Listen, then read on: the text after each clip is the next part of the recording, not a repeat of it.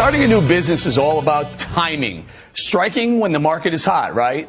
But what about setting up shop when the market is in a downward spiral? Well, our next guest says this is the best time. He's helped over 100 companies stay up in a down market.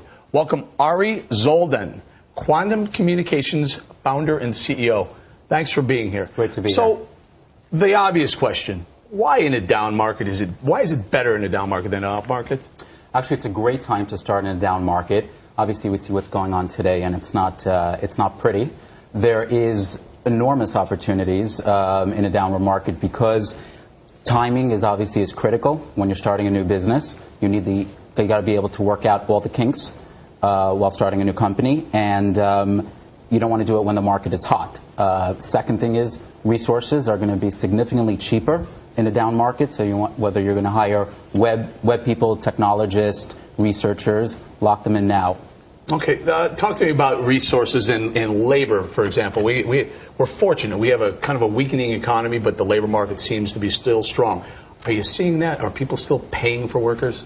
People are paying for workers. People are getting very nervous. They're trying to hold on to their jobs as well. But if you have a startup and you are an entrepreneur, trying to lock into those people now is a great opportunity. Where are the best opportunities right now? Is it tech, or is it manufacturing, or is it services like a restaurant?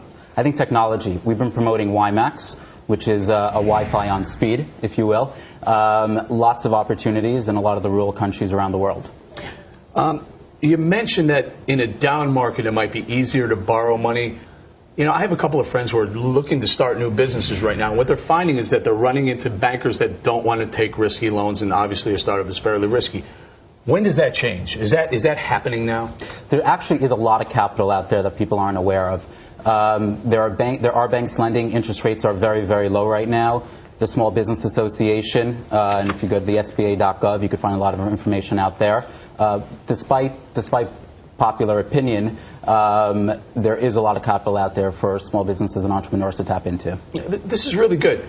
Can you give me one or two other ways besides SBA.gov that small business? I want to start a business. Where can I go besides that? I would say friends and family if you're trying to raise money. Credit cards if your interest rates are low. Those would probably be the two places that I would go if you're looking for seed capital for the entrepreneur. Okay, say 100 companies or so you've advised. Correct. What are your favorites? We like Verizon. We like Global Crossing. We like Quest. No. I mean, I want small business. Who's doing it right? The small business that's starting in a down market. Anybody that has a niche. If you got a good product, if you have great management, the sector doesn't matter at all. As long as you create a niche for yourself, you will be successful. And how does a small business compete with the big dogs in the space? How does a small guy or small restaurant compete with the McDonald's, or a small coffee shop compete with Starbucks? You got to carve a niche for yourself. Carve a niche, find out what the people are demanding, and go for it. Do you consult any coffee shops by any chance? We do not, although I drink a lot of coffee. That's because I'm trying to figure out, is the slowing economy going to drive people away from higher end and towards the lower priced goods? I think at the end of the day, everything is driven by quality. If you have good quality, people will you'll be attracted to it.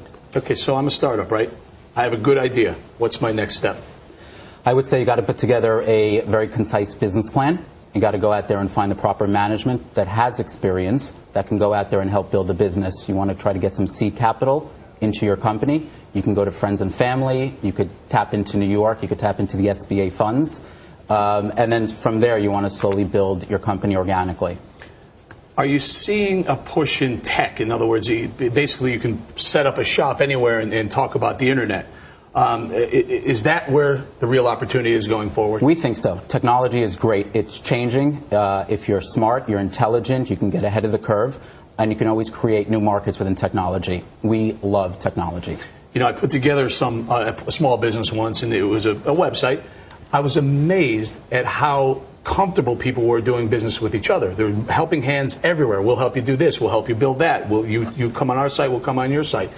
That's counterintuitive. I grew up knowing that business was cutthroat, and apparently in the internet age, there's more friendships going on and networking. You 100%. see that? Entrepreneurs tend to gravitate towards each other. I always say that either people have an entrepreneur gene or they don't. other entrepreneurs are interested in helping each other out. So whether it's Facebook, LinkedIn, Plaxo, people are interested in helping other people out. That's a good point. Do you do any advertising on Facebook? Do you put yourself out there? Tons. Social networking is a massive, massive component today in marketing.